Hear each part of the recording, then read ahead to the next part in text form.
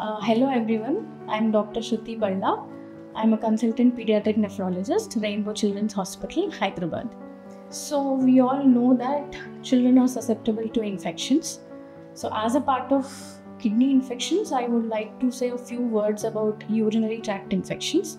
Though it sounds very simple, it is a very big issue. It has to be not ignored at any point of time. So what is a urinary tract infection? A urinary tract infection is nothing but the germs which is present in the urinary tract. It can be present where the urine gets collected, that is the bladder, or it can be present even in the kidneys also. So why is it important and who all can have this urinary tract infection? Urinary tract infection can be present even in newborn babies and also infants, adults and adolescent kids.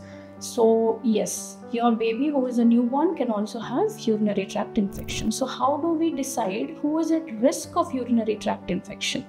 So usually infants and toddlers, especially girls, those who have poor genital hygiene, those associated with constipation. Yes, you heard it right. Constipation is associated with your bladder problems too.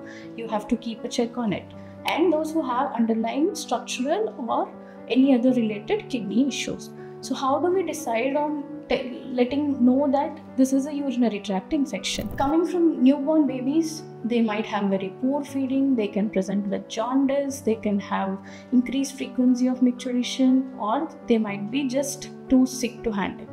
Little bigger children usually present with increased frequency, that is passing more times of urine, along with some pain in the abdomen, along with some foul smelling urine. Little bigger child, yes, they do actually tell us the complaints, like they have pain while passing urine or burning sensation while passing urine, or they might have some suprapubic discomfort, or even a little bigger child can even say that there is some pain in the back where the kidneys are located.